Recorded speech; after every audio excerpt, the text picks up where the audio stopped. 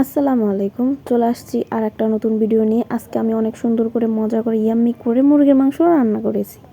আমার মতো করে চাইলে তোমরাও রান্না করতে পারো, তাতে অনেক বেশি মজা লাগবে। তোমার ভাইয়া বাজারে গেছে, বাজার করতে বাজার করে নিয়ে আসছে। আমি যা যা লিস্ট করে দিছি ওগুলা নিয়ে আসছে। তো প্রথমে আমি দেখাইতেছি টোস্ট বিস্কিট। আমি অনেক বেশি পছন্দ করি আর আমার বাচ্চা অনেক বেশি পছন্দ করে। তারপরে নিয়ে আসছে 2 হালি ডিম, মুরগির ডিম, এটাও আমি অনেক বেশি পছন্দ করি। তারপর আমার বাচ্চার জন্য একটা প্যাম্পাস নিয়ে আসছে। তারপরে চা পাতা আছে, লবণ আছে, আলু আছে, তারপরে মুরগি আছে। মুরগিটা আমার কাটতে হবে ভালো সুন্দর করে, ক্লিন করে আনছে। তারপরও নিজেদের তো একটা ব্যাপার স্যাপার আছে, ও ভালো সুন্দর করে পরিষ্কার করতে হবে। তারপরে তোমাদের ভাইয়া একটা তেল নিয়ে আসছে। আমার কাছে সবসময়ই ভালো লাগে বাজার আনতে। তারপর তোমাদের ভাইয়ের যখন বাজার করে এনে দেয় আমার কাছে, তখন আমি এগুলা গুছিয়ে রাখতে অনেক বেশি ভালো লাগে। কেন জানি অনেক বেশি মনে আনন্দ লাগে। তোমাদের কি এরকম আনন্দ লাগে? আমি ব্রয়লার মুরগি প্রতিনিয়ত যেভাবে রান্না করি, আজকে আমি সেভাবে তোমাদেরকে দেখানোর ট্রাই করি। তোমরা চাইলে এইভাবে রান্না করতে পারো। তো প্রথমে আমি মুরগির মাংসটা ভালো সুন্দর করে ধুয়ে পরিষ্কার করে কেটে তারপর লবণ আর সয়া সস দিতেছি। সয়া সসটা দিলে কি হয় জানো, সয়া সসটা দিলে অনেক বেশি স্বাদ লাগে আর মাংসর থেকে একটা সুস্বাদু ঘ্রাণ চলে আসে।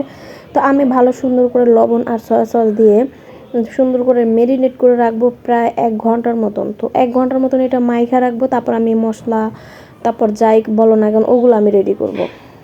আমাদের জন্য আজকে ঝাল ঝাল মুরগির মাংস ভুনা করব, আর আমার বাচ্চার জন্য ঝাল ছাড়া আদা আর জিরা আর পেঁয়াজ এগুলা দিয়ে আমি সুন্দর করে আমার বাচ্চার জন্য রান্না করব। তো আমাদের ভুলে আমি 2টা আলু কাটছি। তোমার ভাই আমার আলু দিতে নিষেধ করছিল, কিন্তু আমার মনে ছিল না। তো দেখো আমি একদম তাজা এখনই মশলাগুলো বাটছি শিলপাটায়। তো এখানে আমার মশলা বাটা আর এখানে আমার মাংসটা মেরিনেট করে রাখা, তারপর আলু রাখা আছে, আমার বাচ্চার মাংসটাও এখানে আছে। তো এখন দেখো আমি কিভাবে রান্না করি, তোমরা এই প্রসেসে রান্না করতে পারো, তাহলে অনেক বেশি মজাদার ও ইয়াম্মি লাগবে। এই তো এখন আমি 2 চুলায় 2টা বসাই দেবো। আজকে আমার বাচ্চার জন্য আলাদা রান্না করব আর আমাদের জন্য আলাদা রান্না করব। তো ছোটোটা রান্না করব আমার বাচ্চার জন্য আর বড়টা রান্না করব আমাদের জন্য। তো আমি 2টায় তেল দিয়ে দিছি। আর আমার বাচ্চার জন্য আমি খুব তেল কম খাই, তেল বেশি একটা দিই না, আর তেল ছাড়া কেন জানি রান্নাই করতে পারি না। আমি প্রথমে মুরগির মাংসটা ভালো সুন্দর করে ভাজবো। ব্রয়লার মুরগি যদি না ভাজা রান্না করা হয় তাহলে কেন জানি একটা গন্ধ আসে, তো ওইটা আমার কাছে ভালো লাগে না। তার জন্য আমি অল্প করে দিছি, 2-3 বার করে ভাজতে হবে। তো আমার বাচ্চার জন্য আমি হালকা একটু পেঁয়াজ দিছি, পেঁয়াজ দিয়ে আমি সুন্দর করে বেরেস্তা বানিয়ে দিছি, নাড়াচাড়া করতেছি। তার মাঝে আমি একটু আদা আর জিরা বাটার পেস্ট দিছি, দেওয়ার পর হালকা একটু পানি দিয়ে নেড়ে তারপর আমি মুরগির মাংসটা দিয়ে দিছি। আমার বাচ্চার যেহেতু ছোট ছোট পিস, এর জন্য আমি ওর মাংসটা ভাজি নাই। তো এই যে দেখো আমি বেশি একটা মুরগির মাংসটা লাল করব না, অল্প অল্প করব। তো এই তো আমার মুরগির মাংসটা ভাজা কমপ্লিট হয়েছে। তারপরে আমি এখন মশলা দিয়ে দিছি। সব মশলা আমি একত্রেই বাটছি। বাটার পরে এখন যা যা উপকরণ আছে মশলা সব কিছুই দিছি। দেওয়ার পরে এখন আমি খুব সুন্দরভাবে নাড়াচাড়া করতেছি। এই মশলাটা এখন আমি ঢাইকে দিব। ঢাইকে দিলে এই মশলাটা একটু ছেটে না, এতে চুলার আশেপাশে ময়লা হয় কম, তাই আমি এইভাবেই রান্না করি। আর দেখো আমার মুরগির মাংসটা প্রায় কষানো হয়ে যাইতেছে, উপরে কিন্তু তেলটা উঠে আসতেছে।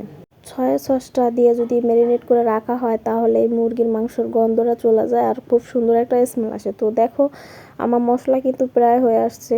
তো এখন আমি আলু দিয়ে দেবো। আলুটা আগে ভালো সুন্দর করে কষাবো। আলুটা আমি ভাইজা নিয়ে নিই, যেহেতু নতুন আলু, এটা খুব অল্প টাইমে সিদ্ধ হয়ে যায়। আর নতুন আলু ভাজলে আমার কাছে কেন জানি তেমন একটা ভালো লাগে না।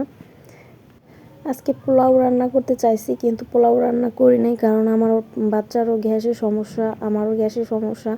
এর জন্য পোলাও ভাত খেলে কেন জানি গ্যাসের সমস্যা অনেকটাই বেড়ে যায়, কারণ মুরগির মাংস বলো গরুর মাংস বলো ওইটার মধ্যে তেল থাকে অনেক, আর পোলাও ভাতেও তেল থাকে। তাই আমি আজকে পোলাও ভাতটা অ্যাভয়েড করছি।